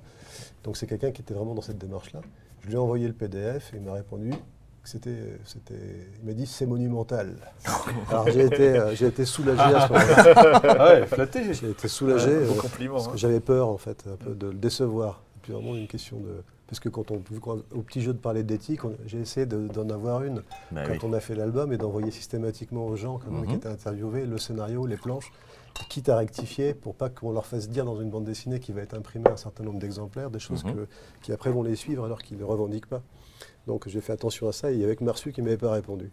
Donc voilà, donc ça a été la oui, parce que ce qu'on n'a pas dit, je crois, aux auditeurs de l'émission, c'est que Vivre libre ou mourir est essentiellement un recueil de témoignages de gens de la scène punk rock française que tu es allé rencontrer.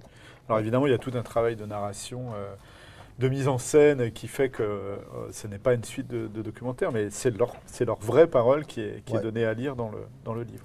On pourrait dire que c'est une enquête même, non? Si on veut. En fait, j'ai rencontré très vite Rémi Pépin, qui a écrit un des bouquins les plus importants sur la question, qui s'appelle Rebelle, une histoire de rock alternatif, qui m'a donné le contact de Paria, qui lui dirige Archives de la Zone Mondiale, qui est le label qui réédite tous les disques de cette scène. Et après, j'ai rencontré Paria, et j'ai senti qu'il voulait savoir à qui il avait affaire. Ce qui est normal. Et ensuite, il m'a donné toutes les clés. Il m'a donné les contacts des gens. Et je me suis dit, avec un tel trésor, quand tu as 12 clés sur la table, pourquoi, surtout évitons de travailler sur documents. Documentons-nous, certes, mais allons plutôt donner la parole directement aux gens qui ont vécu ça. Donc, voilà. Personne n'a refusé, au titre que ça pourrait être un mausolée, au titre que certains ne voudraient pas que le punk finisse dans un musée. Non, personne n'a refusé. Il y en a qui n'ont pas répondu, mais peut-être que mais qui n'ont pas répondu du tout. Alors peut-être que le message n'est pas arrivé non plus, ou qu'ils étaient occupés à autre chose. Mais globalement, ils ont tous répondu par la positive. Et je ne savais pas trop sur qui j'allais tomber. Je ne sais pas si j'allais pas tomber sur des gens qui auraient cultivé la nostalgie, justement, dont je disais que c'était une passion maudite, ou des gens qui se seraient, comme approprié. Voilà. Mais en fait, non. Et le dénominateur commun de toutes ces personnes que j'ai pu interviewer, c'est, je trouve, c'est humilité, disponibilité, pas le culte du passé du tout. Et ils sont tous occupés à faire autre chose maintenant, surtout. Ils font toujours tous quelque chose d'artistique ou voilà. Donc ça, c'est comme, j'ai pas été déçu de ces personnes. Tu me disais aussi que beaucoup d'entre eux, j'arrive pas à exprimer ça correctement, étaient honorés que Nicolas et toi ayez envie de leur accorder un livre et de venir recueillir leurs paroles, que ça, quelque part, ça justifiait tout ce qu'ils avaient pu faire pendant les années précédentes. Honoré, voire surpris? Ouais, surpris, puis toujours avec cette espèce d'humilité qui est moi, ce que j'ai fait, tout le monde aurait pu le faire. Ça, c'est vraiment ce que j'ai entendu quasiment à chaque fois. Speed de OTH, quand même, personnalité très importante. Moi, voilà, limite, une forme d'humilité, quoi. J'ai vu de la lumière, je suis rentré, il fallait bien que quelqu'un chante, je me suis mis. Il fallait bien que quelqu'un écrive des paroles, moi j'ai écrit des paroles. On discutait avec Laurent Berru, moi je lui dis, mais c'est quoi le secret du son, quoi? Il me dit, j'ai un ampli de merde, une guitare de merde. Et 3 accords. Et mon son, c'est ma main droite. Oui. Et voilà, donc il y a une humilité, quoi. C'est fou. Tu disais qu'il ne faisait jamais de retour, c'est ça? Non, il ne joue pas comme ça, il joue toujours dans un sens. C'est ça qui lui donne son son. Ce qui nécessite d'avoir des muscles internes particulièrement développés, j'imagine, et une bonne tension nerveuse. C'est ça qui donne son son ultra reconnaissable. Il fait partie, mine de rien, parce qu'il refuse d'être, qu'on l'appelle guitariste, parce qu'il n'est pas musicien, il est punk, c'est pas pareil. Mais n'empêche que dès qu'il touche une guitare et qu'il fait un accord, on sait que c'est lui qui joue. C'est quand même un club assez fermé. Tout de suite. ils ne sont pas si nombreux que ça, et donc je pense que c'est quand même un grand guitariste. Oui, et puis il a un genre. son qu'on reconnaît même dans plusieurs chansons. Ouais. Oui, bien sûr. Et Il a un rythme naturel. sans pédale d'effet, sans ampli à lampe. Tout ça, c'est du matériel de bas de gamme, quoi. Mais bon, par contre, donc dans la BD, on explique, c'est un peu rigolo parce qu'on n'est pas dans Guitar Magazine en train d'expliquer quel ampli ou quelle guitare. On explique quel ampli de merde et quelle guitare de merde produisent ce son qui est tout sauf un son de merde, quoi. C'est vrai. Hervé, peut-être un dernier. Je te laisse choisir. Est-ce qu'on parle d'Antico, de Lafargue, de Solis, de Luz, lequel t'aimerais expliquer la relation que tu as à lui? Bon, Nino Antico, on se connaît pas tant que ça en fait. Enfin, on se connaît, on est amis et collègues depuis des années, on se côtoie tout ça. Ce que j'ai trouvé génial, c'est que elle aussi a beaucoup écrit sur la musique, beaucoup dessiné sur la musique, et que c'est elle qui te suggère que c'est bien de casser un peu des dynamiques. Super. Voilà. Je trouve que la rencontre, elle est géniale. C'est seulement un tout petit passage du livre, mais on faisait une battle de DJ donc dans le cadre de l'escale du livre à Bordeaux, au Wunderbar, au sous-sol, toujours pareil. Donc le but, c'était, on avait l'équipe des disquaires et l'équipe des auteurs de bande dessinée qui étaient présents pour le festival. Et on avait un arbitre, Norbert Feuillant, qui est un arbitre de catch, un vrai. Et donc c'était à l'applaudimètre, donc il y avait une ambiance de folie. Et donc nous, on passait toujours les mêmes trucs, puis c'est pareil, c'était vraiment celui qui passera le truc, genre les The Hives, tout ça, les trucs les plus punk, les plus bourrins. Et à un moment, elle dit, c'est à elle de choisir, elle sort, elle dit, je vais mettre ça. Et nous, oh, t'es sûr. Donc c'était Jeannette Porquetevas. Je dis, oh putain, on va se prendre Elle le met, puis ça a été un carton total. Et j'ai trouvé ça beau, parce que déjà l'audace, parce qu'on se faisait siffler et pourrir quand on se plantait. Donc j'ai trouvé que c'était super, parce que c'était... Tu racontes un jour, tu avais passé du Rihanna d'ailleurs. Ouais, je me suis fait siffler. Mauvaise tentative. Et bon, voilà. et voilà, et c'est la prime à la poésie, quoi. Donc c'est super. Elle a mis une chanson sentimentale qui a un bon beat quand même, qui a un groove super chouette, quoi. Mais de casser le rythme pour passer un truc comme ça, à l'époque, j'aurais jamais osé, quoi. Maintenant, je fais ça très souvent, justement. Mais c'est grâce à elle. Donc elle m'a appris ça. Et peut-être un mot sur Luz. Il a aussi, lui, écrit beaucoup sur la musique. Luz, c'est encore un Tourangeau. Bon, alors Luz, on se voyait beaucoup avant les événements de Charlie. On faisait des festivals ensemble, tout ça. Et depuis, je ne l'ai pas vu. Ah si, je l'ai vu à Angoulême, je suis con. On est copains, et puis on gravite un peu on vient de la même ville. Est-ce que tu te reconnais dans son rapport à la musique? Lui aussi, il a un rapport très amoureux. Même ce bouquin-là est vraiment le fils des bouquins qu'il a pu écrire sur la musique. Claudiquant sur le dance floor, faire danser les filles. C'est complètement... ce bouquin-là a été influencé par ses livres, hein, c'est sûr. C'est un fan de The Fall. À mort. À mort, et puis de tout ce qui vient après, dans le même style un peu. C'est les sound systems, tout ça. Tous les mecs qui déclament. Voilà, mais on n'a jamais passé de disque ensemble. J'ai déjà vu mixer. Mais voilà, puis après, Marcel Solis, c'est mon super copain disquaire, qui est aussi copain avec Luz. Luz, il avait fait un flyer pour Total Even, sa boutique. Enfin bon, tout ça, c'est un tout petit milieu. Voilà, donc qu'est-ce que je peux dire d'autre sur... Je voulais juste, moi, avoir l'avis de Franck là-dessus, sur justement le fait de raconter ces histoires de la musique. J'ai toujours considéré que si on vous sert un bon plat, très bon, au demeurant, mais si on vous raconte l'histoire de ce plat, en vous expliquant que ce cochon a été cuit à tel endroit, qu'il vient de tel coteau, qu'il a été cuit comme ça, et bien tout d'un coup, le plat prend une saveur particulière et prend un peu de relief. Est-ce que c'est le but aussi, en insufflant ou en acceptant ces types de projets ? Ce que tu décris, c'est aussi ce que tu fais très bien dans une chanson l'addition, justement. D'aller creuser derrière. Oui, évidemment, ce qui m'intéresse dans cette histoire, c'est Hervé Bourris, c'est Nicolas Moog, c'est Arnaud Le Gouet-Fleck, avant peut-être même le sujet. C'est-à-dire que, comment dire, c'est les deux en fait. C'est pas seulement le sujet, c'est l'auteur. Je publierais si vous me proposiez un livre sur Michel Sardou. J'aurais pas une Ça grande... dépend de l'axe. J'aurais pas une grande appétence à vous accompagner là-dessus. C'est-à-dire qu'il faut... Mais en tout cas, dans ces 2 livres-là, et les autres qu'on a pu faire ou qu'on va faire ensemble, il y a à la fois le sujet qui, moi, me parle, parce que vous l'avez compris, je suis aussi fan de musique, etc. Mais il y a aussi la manière dont vous allez en parler. Et je sais que... Alors, nous, ça fait très longtemps, Hervé, ça fait un peu moins longtemps qu'on travaille ensemble, mais j'espère que ça va durer. Je sais qu'on se comprend sur des trucs et qu'on a des choses communes qui font que ces livres, si j'avais eu leur talent, j'aurais pu les écrire. Enfin, comment dire, j'ai l'impression qu'il y a un bout de moi dans vos bouquins aussi. Voilà. Mais non, mais c'est ça, je pense, éditer. C'est-à-dire, être éditeur aujourd'hui de BD, il n'y a rien de plus facile. Il y a tellement de gens qui ont du talent et qui vous envoient des projets tout le temps. Il suffit de prendre les projets et puis hop, de les voilà.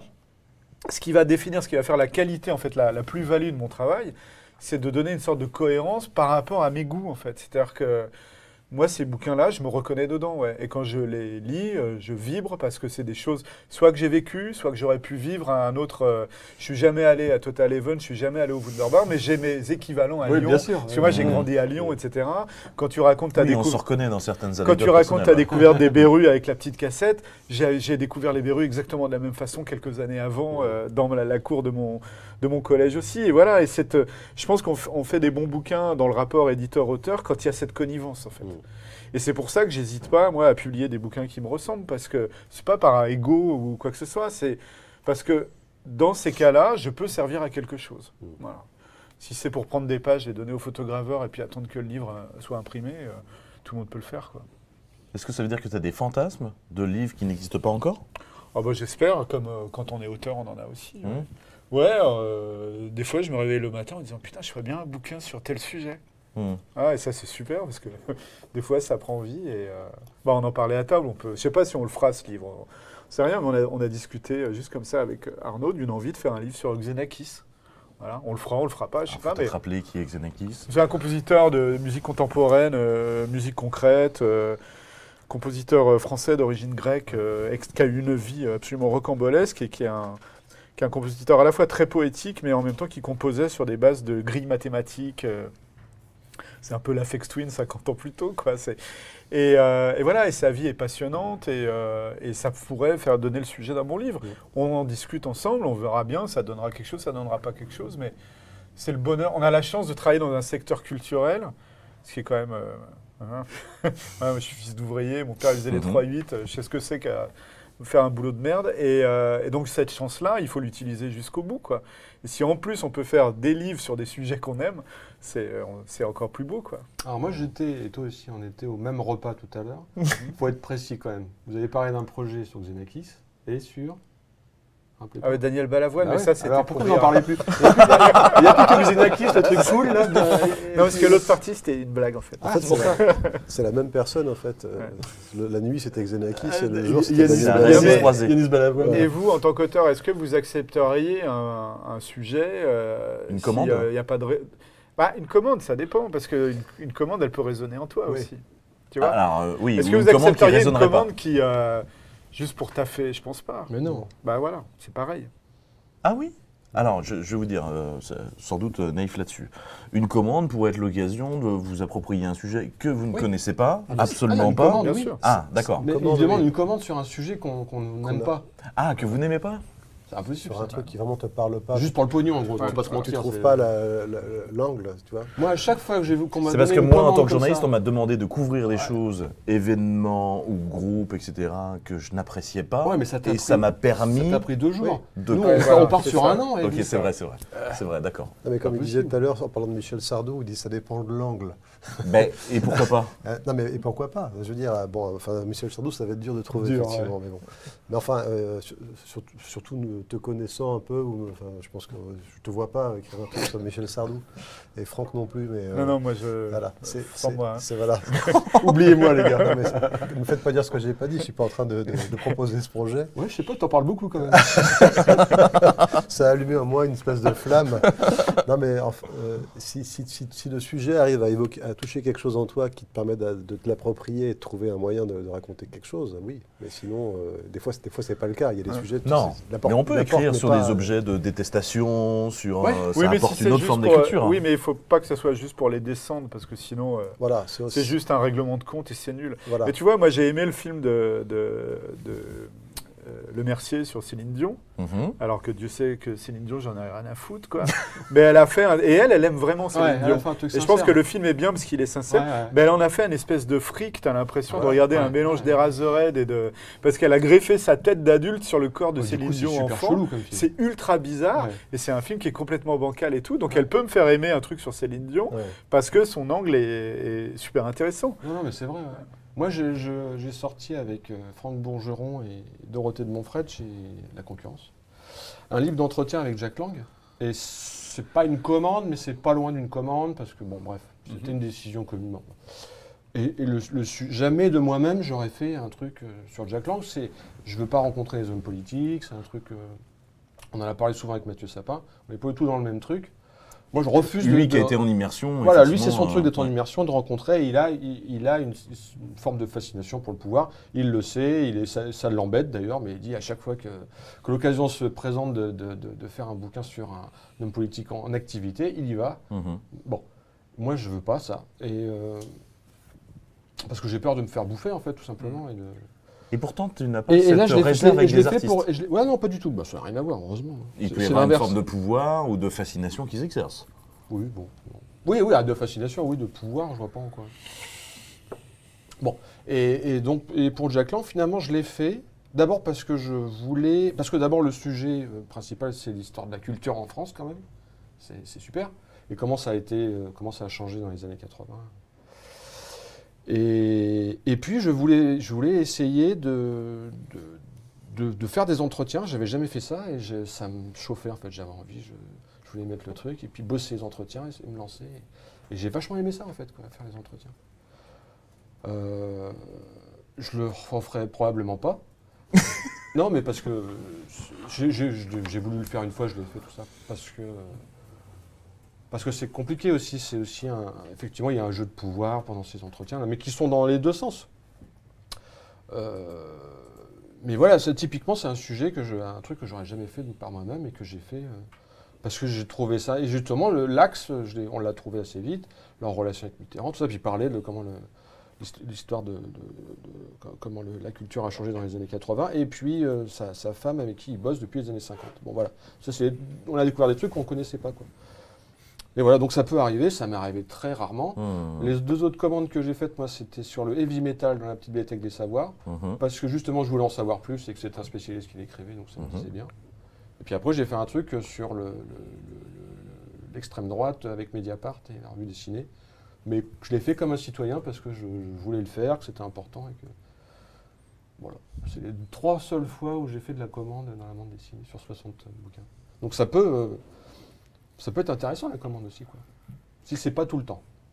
Est-ce qu'il pourrait y avoir un numéro 2 de ces deux ouvrages? La question, elle pourrait se poser pour les deux. Bah putain, faut pas me le souhaiter. Hein. Non, tu m'étonnes. Non, mais c'est vrai que la vue- Ou encore pire, réalisé par un autre.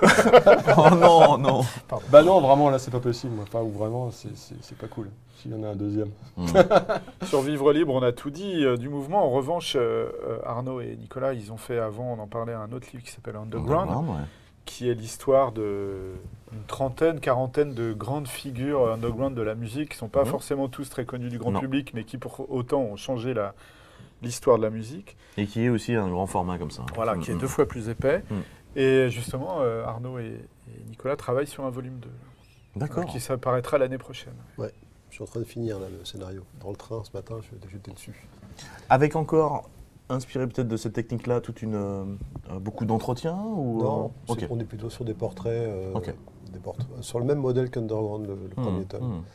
Même si j'ai eu la chance de pouvoir échanger avec, par exemple, avec Danny Cohen, qui est un musicien voilà, qui est assez confidentiel, mais qui vit aux États-Unis, qui est toujours vivant. Donc j'ai réussi à rentrer en contact avec lui. Tu as rencontré Gilbert Hartmann aussi. Et récemment, j'ai rencontré Gilbert Hartmann, qui est une grande figure de l'underground français des années 70-80.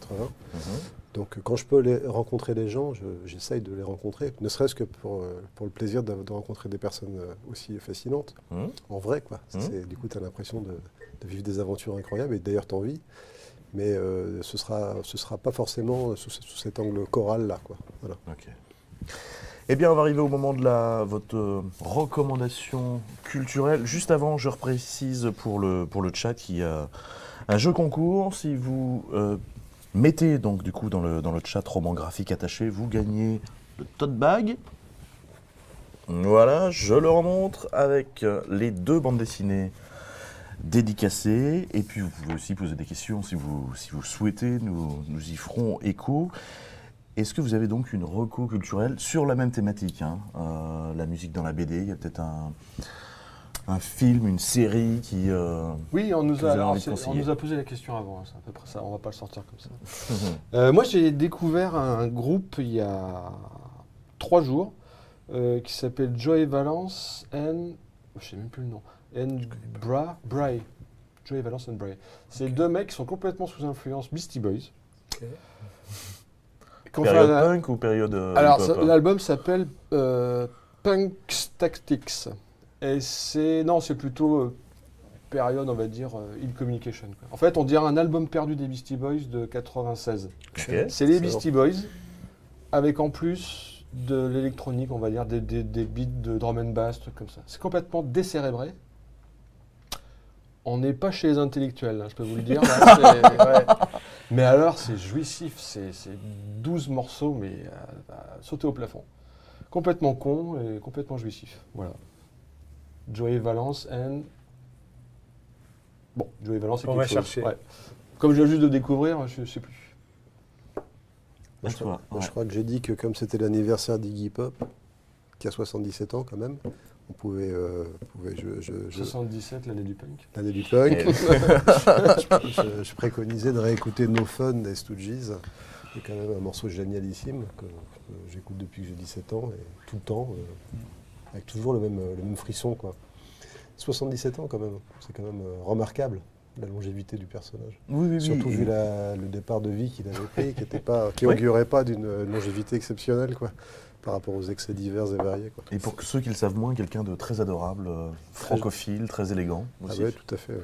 Et c'est bien les derniers disques de pop, parce que j'ai pas écouté. Là. Il a sorti un truc l'année dernière ou cette année? Ouais, C'est mon ça a un avis, intérêt ou pas mon avis, pour moi, j'arrive plus à écouter ces albums depuis. Et pourtant, je suis tolérant, hein, depuis American Caesar, 93. 13.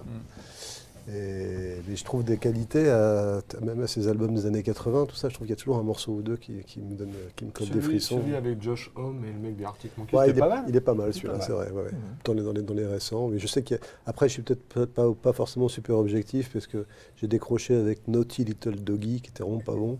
Et ça m'a tellement déçu qu'après, j'ai du mal à me. J'ai arrêté tout le bon coin. T'as du mal à remonter à remonter en salle après, quoi. Mais Sur scène, ça reste toujours assez agréable. sur scène, ça reste Iggy Pop, quoi. Moi, j'ai été emmener mon fils quand il avait 13-14 ans, je sais plus, le voir. Et c'est des moments, il hallucinait de voir ce personnage qui a un pépé quand même, mais qui incarne le rock'n'roll jusqu'au bout des ongles, quoi. C'est quand même une incarnation particulièrement remarquable du rock'n'roll, quoi. Ouais, il y a 20 ans, j'ai souvenir le voir sortir de scène, ça doit être aux Vieilles Charrues, et il a mal à l'épaule et il ne s'est pas rendu compte qu'en bougeant sur scène, il s'est luxé lui-même son épaule. Et il va la remettre lui-même. Excellent. Il avait d'ailleurs demandé lors de cette édition-là s'il pouvait avoir un brocoli dans sa poubelle. Et on lui avait demandé pourquoi, et il avait dit parce que j'aime pas le brocoli, tout simplement. Bref. Et toi, Franck? Brocoli, c'est le nom de mon label, ça te fait Ah bah oui. Moi, dans les disques récents, j'ai adoré. Alors, une légende de l'Underground, c'est vraiment un truc super obscur. C'est des Allemands qui s'appellent Werkbund. C'est des gars qui ont commencé à faire de la musique dans les années 80. Et en fait, la particularité de ce groupe, c'est qu'on ne sait pas qui il y a derrière. Voilà. Les personnes, on n'a jamais vu, ils n'ont jamais fait de concert, rien du tout. Alors, la légende dirait que ce serait peut-être le patron du label sur lequel il publie, qui s'appelle Walter Ulbricht Schallfolien. C'est de la musique... Il l'a cité de c'est tête de ou il l'a inventé? c'est de la musique expérimentale. Tu as l'impression qu'elle sort des enfers quand tu l'entends. Et en même temps, c'est super apaisé. Donc c'est vraiment une sorte de musique post-mortem ultra inquiétante. Et j'étais persuadé que le groupe n'était plus en activité parce qu'il n'y a jamais zéro nouvelle.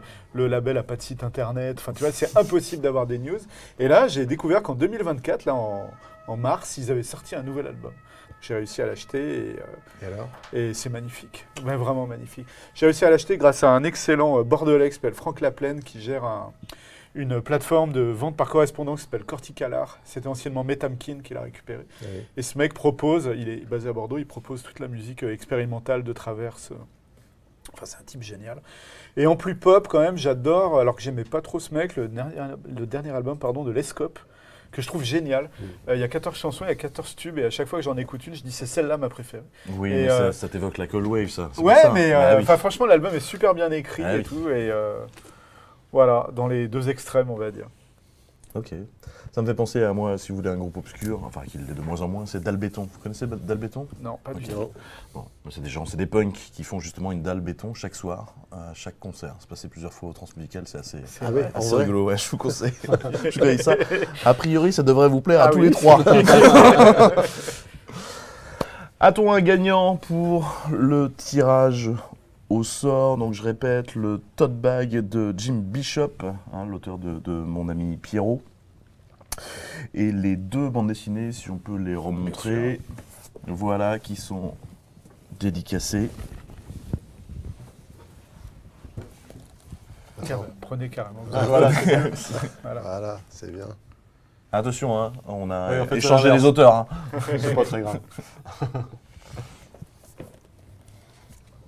Ah tiens, il y a Aurélien Morinière qui nous écoute. Salut Aurélien, auteur de bande dessinée. Alors, a-t-on un gagnant? Suspense. Juste avant, je vais juste rappeler effectivement les titres. Hein, Vivre libre et mourir.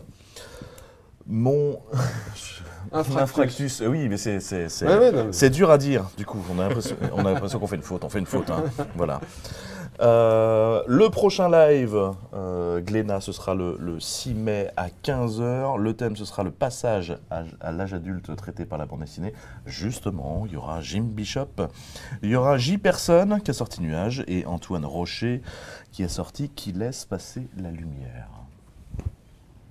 Alors, a-t-on ce petit gagnant pour clôturer ce live? Ouais, le voici. Eh bien, c'est Full Totcam. Voilà, qui a gagné les deux bandes dessinées. Bravo. Vénard. Voilà, on te contactera juste après pour effectivement échanger adresse, etc. Merci messieurs. Un mot de fin, si vous souhaitez. Votre définition du punk. Allez, ça vous apprendra. Oh là là.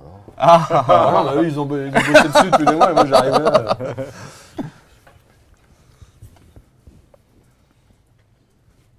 très bien, on va laisser une chance Je sais à pas, Arnaud ça. d'abord. C'est bien que j'ai la question. Je sais pas, Tu disais un virus? un virus très sale avec un gros ressort.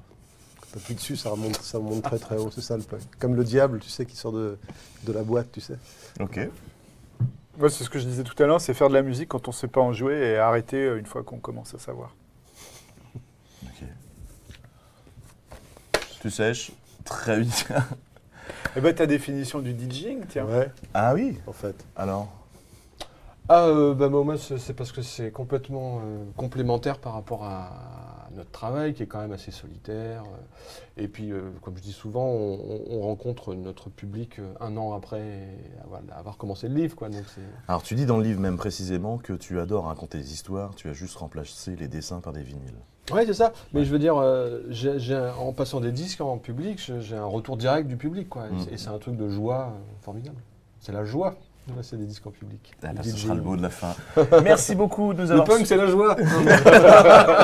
Merci de nous avoir suivis et rendez-vous donc le 6 mai à 15h pour le thème Le passage à l'âge adulte dans la bande dessinée.